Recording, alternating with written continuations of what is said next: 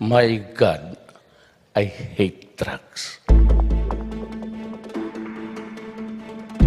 NCRPO Chief Guillermo Elizar confirms they already have copies of 4 arrest warrants for Senator Antonio Trillanes for libel. On Friday, a Davao court ordered the arrest of Trillanes on the complaint filed by the president's son and former Davao City Vice Mayor Paulo Duterte.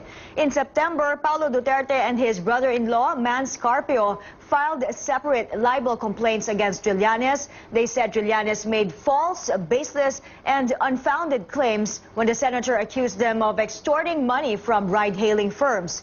The court set bail at 24,000 pesos for each of the 4 counts of libel.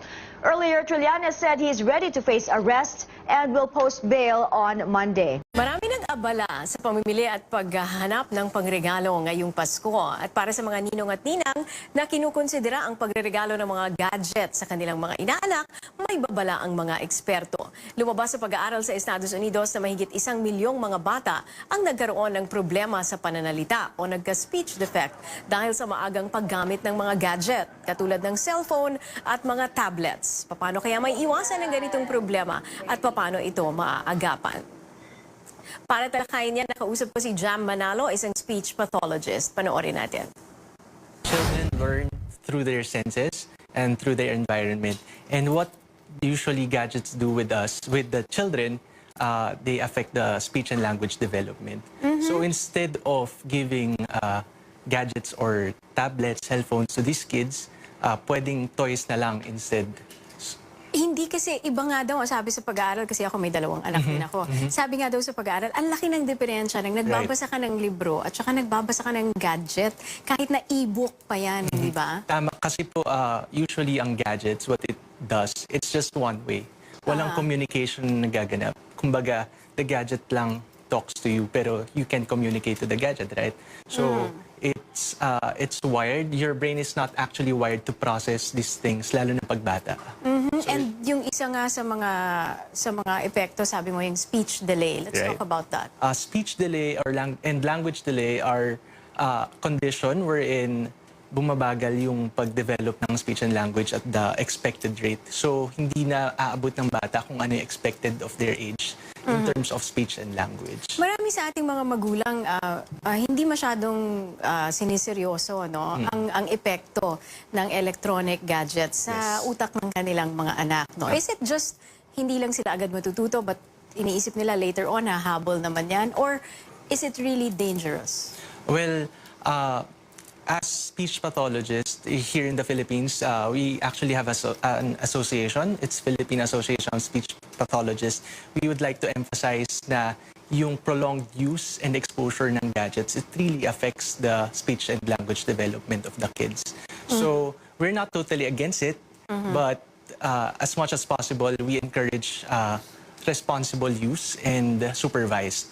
And especially use of quality mga quality apps and shows for the kids to look at their gadgets. Para sa iyo, anong edad pwede halimbawang Well, kung kaya po, up to age of 5, bawal sana mag-gadgets. Pero kung hindi maiwasan, that's the time that you can supervise, the parents can supervise their kids while they use I am gadgets. stricter than that, Teacher Jam. I think talagang hanggang 6, 8, 12 kung pwedeng talaga konti-konti pong lang.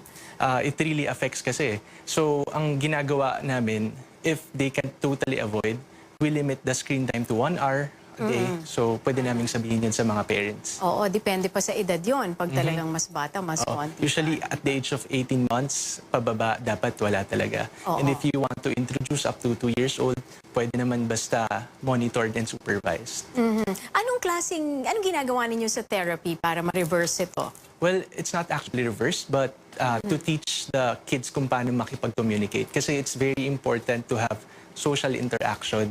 So, dun sila natututo. With play, social interaction with the parents, with the therapists. So, these are all the important aspects to learn. Ayun, tinuturo na ito. Hindi ba normal naman ito dapat na parang... Kasi nga, ang natututo nga daw ang bata magsalita kapag naririnig niya talaga yung mga tao na kinakausap siya. Actually, may studies that you need to have 30,000 words per day na ma-interact sa bata to avoid speech delay.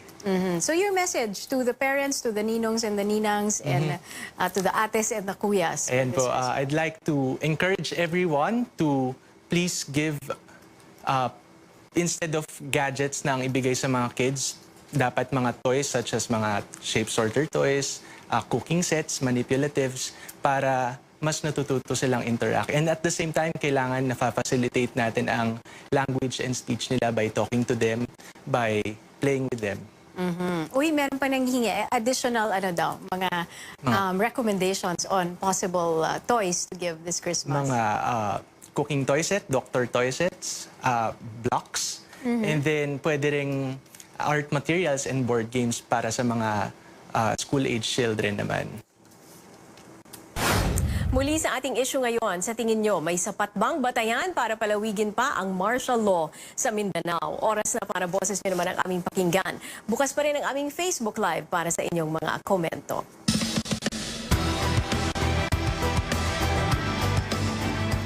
Mahigit 100 mga manggagawa o laborer ang kailangan ngayon ng Public Works Department. Yan ay para sa iba't ibang mga proyekto ng ahensya sa probinsya ng Isabela. Hanggat maaari may 2 taong karanasan, kaugnay sa trabaho, tapos ng elementarya at maayos ang pangangatawan. Kung interesado, makipag-ugnayan lang sa numero at email na nakikita ninyo sa inyong mga screen. Bisitahin rin ang build.gov.ph para sa iba pang mga listahan ng mga trabahong pwedeng applyan.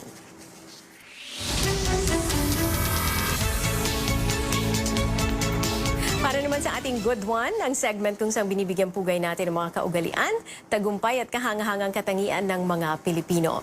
Oportunidad para sa lahat, kahit sa mga taong may espesyal na pangangailangan.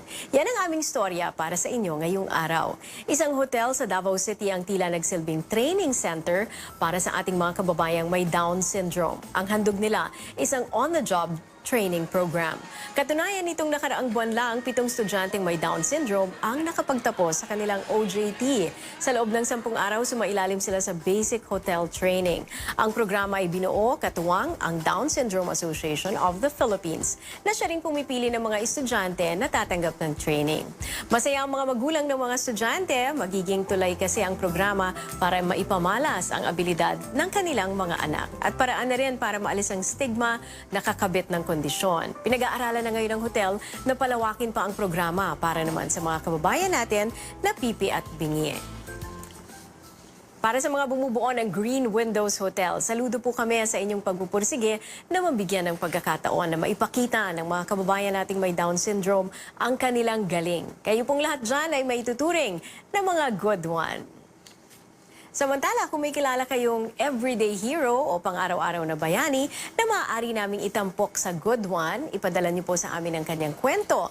Mag-email sa goodone@cnnphilippines.com o di kaya i-message niyo kami sa aming social media account na @CNN Philippines. Pasok si Asian Games gold medalist Marjeline Didal sa 25 most influential teens of 2018 ng Time Magazine. Ang 19 anyos na skateboarder mula sa Cebu ang tanging Pilipino na nakasama sa listahan. Ilan sa mga kasama niya sa prestigyosong listahan ay ang Stranger Things star na si Millie Bobby Brown at ang magkapatid na Melati at Isabel Widgeson mula sa Indonesia na nagsimula ng malawakang cleanup drive sa tourist island ng Bali. Noong Agosto, nanalo si Didal ng gold medal sa skateboarding sa Asian Games. Balikan natin ang tanong namin sa inyo kanina, may sapat bang batayan para palawigin pa ang martial law sa Mindanao? Ito ang ilan sa inyong mga komento. Sabi ni Dio Dean, dapat lang ituloy ang martial law para maubos na ang masasamang tao sa Mindanao.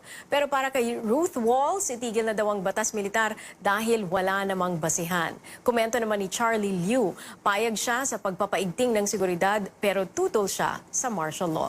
Maraming salamat sa inyong mga komento at dyan sa martial law hearing. Cheryo, anumang oras nga ay magsisimula na ang security briefing ng mga opisyal ng gobyerno dito sa Senado para ipaliwanag nga kung bakit kailangan pang muling palawagin ang martial law sa Mindanao. Kanina lang ay nakita natin na nandito na nga sa Senado sina National Defense Secretary Delfino Renzana at si Cabinet Secretary Carlo Nograles. Inaasahan din na dadating ang ilang pang mga opisyal ng AFP at ng DND. Kung matatandaan nga natin, pumiling si Pangulong Duterte ng isang taong extension muli para sa martial law sa Mindanao matapos nga itong irekomenda ng PNP, AFP at ng DND. Ayon nga sa kanila, mas naging mapayapa daw kasi ang rehiyon sa ilalim ng martial law. At meron pang ilang mga grupo ng rebelde na kailangan nilang supilin. Unang isinailalim nga ang Mindanao sa martial law bilang tugon sa pag-atake ng mga terorista sa Marawi noong May 2017. Tumagal ang bakbakan doon sa loob ng 5 buwan bago tuluyang nasugpo ng mga otoridad ang mga terorista. Ito na nga ang ikatlong pagkakataon kung sakali mang pumayag muli ang Kongreso na ma-extend ang martial law.